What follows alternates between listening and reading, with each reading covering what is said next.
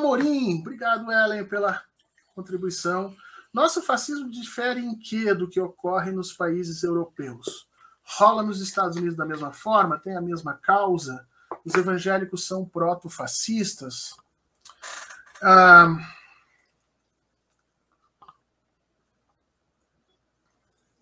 Do ponto de vista estrutural, o fascismo brasileiro, eu julgo que não se difere muito do modelo que a gente encontra na Alemanha e na Itália, tá?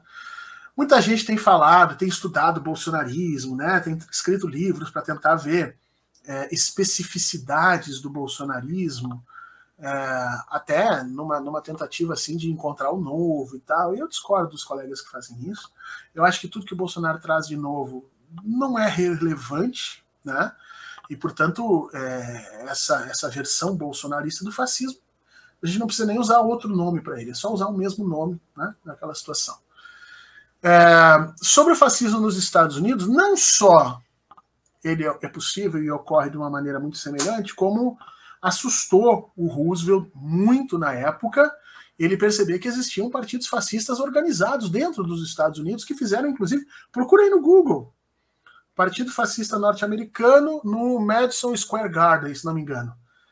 Uma assembleia que eles fazem no Madison Square Garden. Tem fotos. Procura aquilo ali e te apavora, para tu perceber o tamanho do rolo que isso tinha, né? A gente, quando fala em fascismo, a gente pensa que é só na Itália e só na Alemanha. Mas, em realidade, naquela época ali, entre as décadas de 20 e 30, nós vamos encontrar regimes fascistas, ou fascistoides, ou proto-fascistas, em todo o mundo, incluindo aí Japão, em vários lugares, incluindo a América Latina, Peru. É impressionante, assim, impressionante. A gente, que grande parte, aí vem uma coisa engraçada também, né? Os italianos gostam de dizer que o fascismo é deles. Eu entrei em várias discussões com alguns colegas historiadores italianos ali, que eles dizem assim, não, o que vocês têm aí na América Latina não é fascismo. Fascismo é nosso. Mas isso é um eurocentrismo às avessas, entendeu?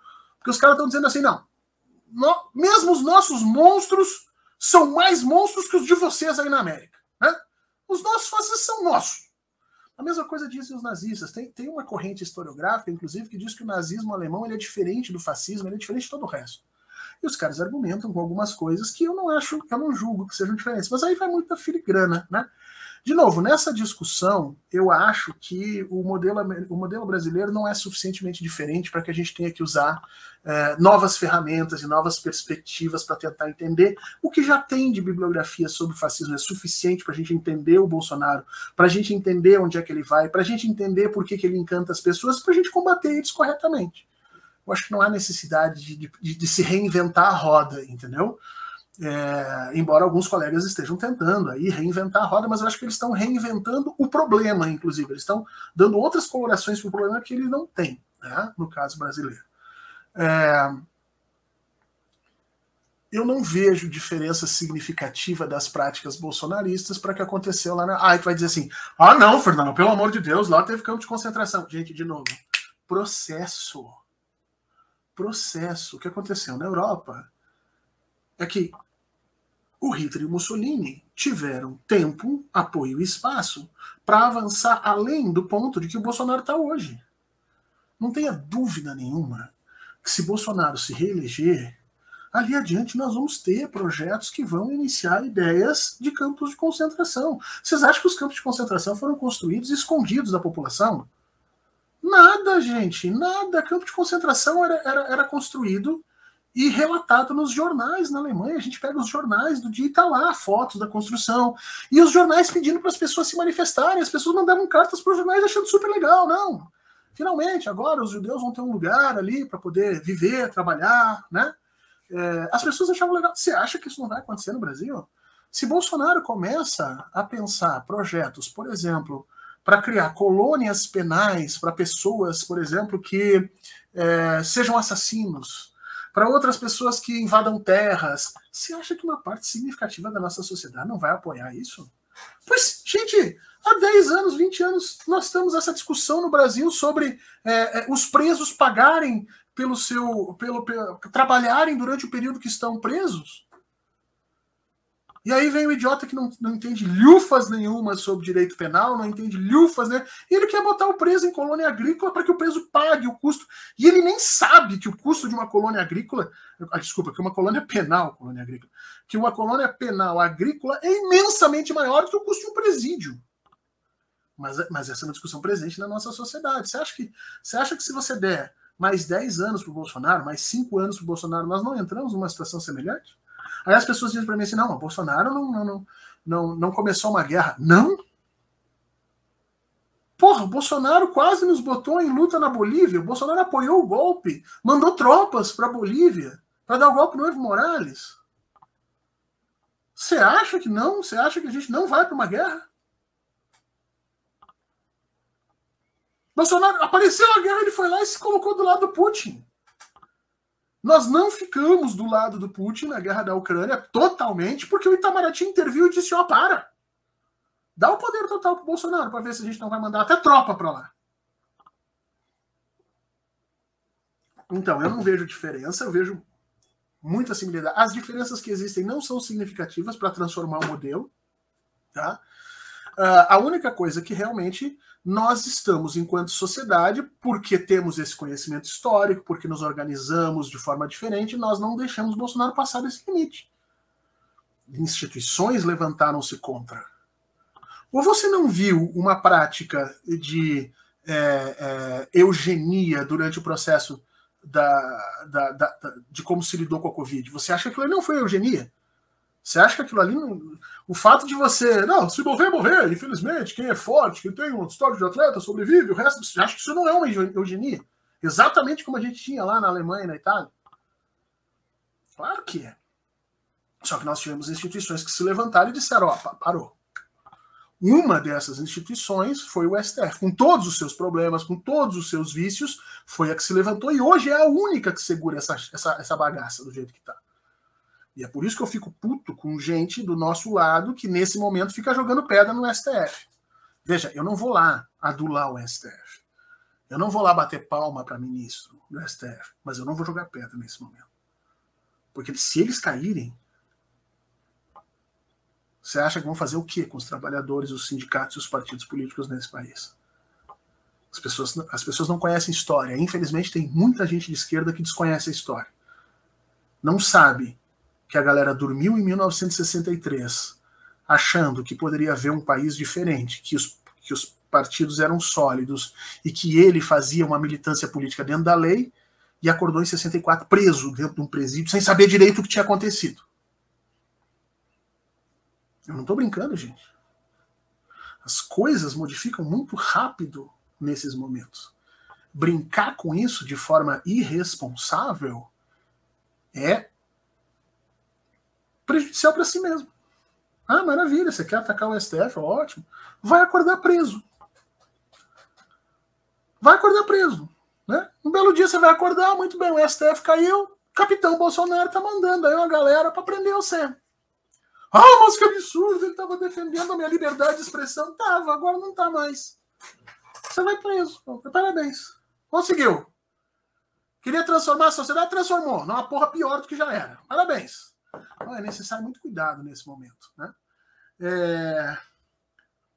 A Margaret Mead, quando ela termina o relatório dela, o relatório de pesquisa que ela levou, se não me engano, a pesquisa durou 8 anos, 6 anos, uma coisa assim.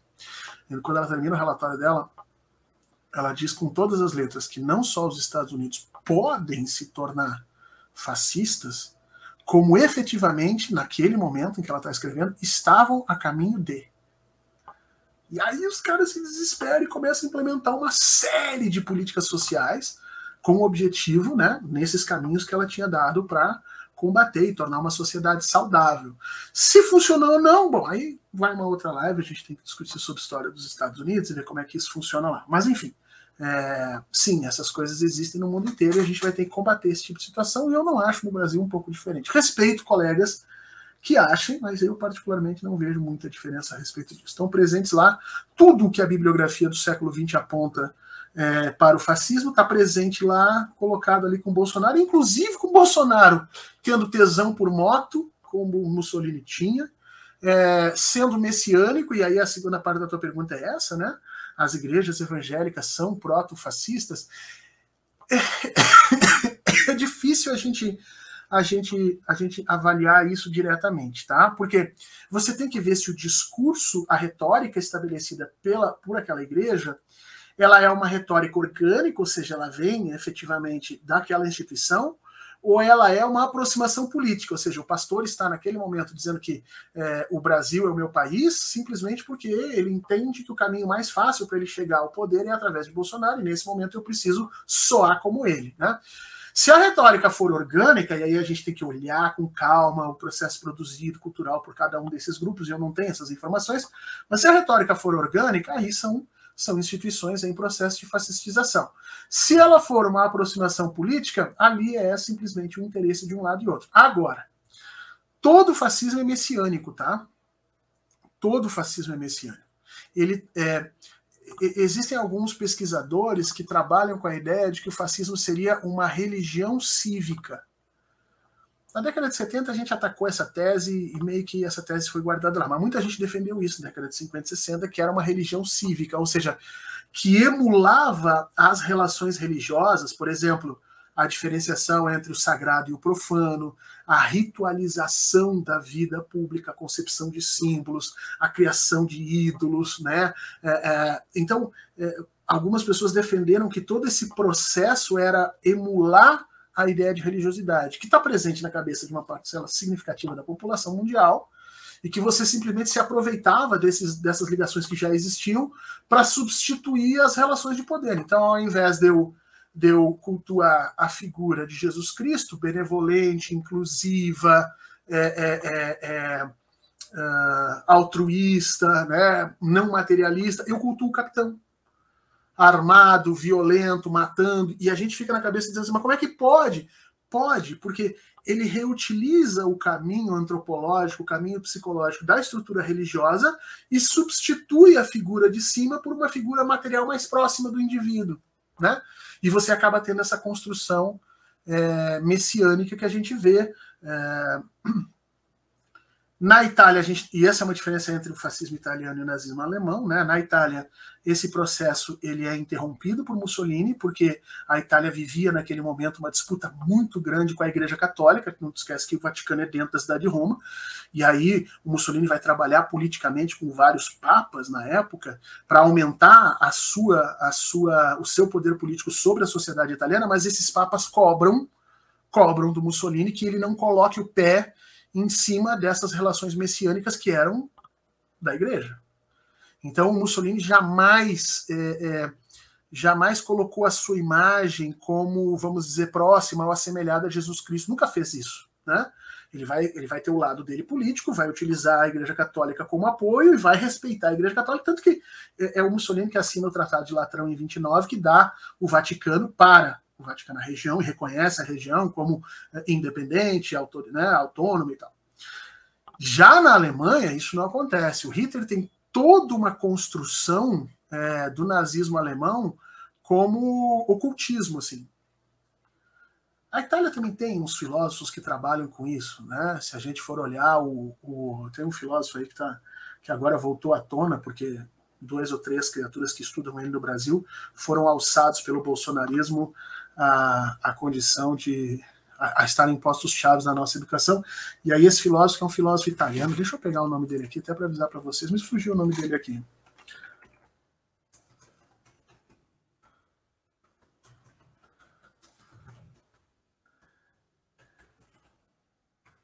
Com a palavra, eu tô com o nome dele quase saindo. Sabe quando ele quase sai? Júlio Zévola.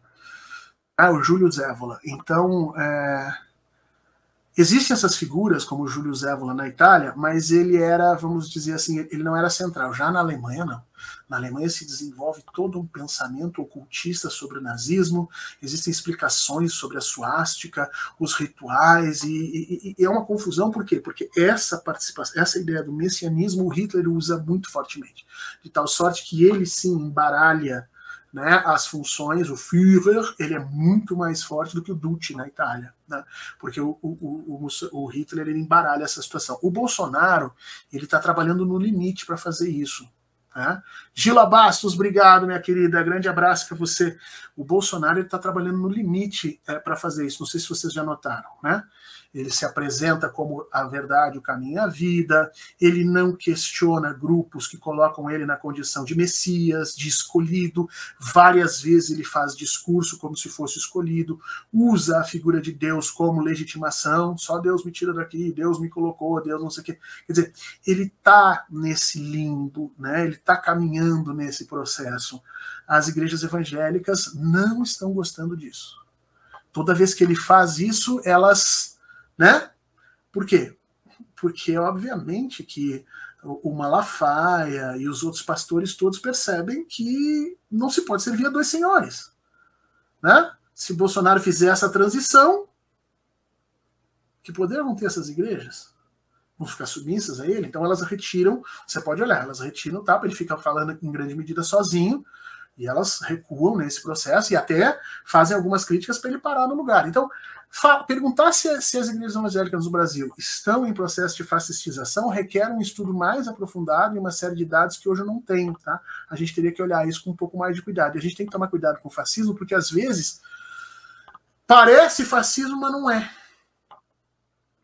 Parece, mas não é. O caso de Portugal de Salazar é um exemplo disso. Né? Parece, mas não é. A gente vai olhar, não é. Né? No Brasil parece e é, infelizmente. A gente está nesse caminho aí.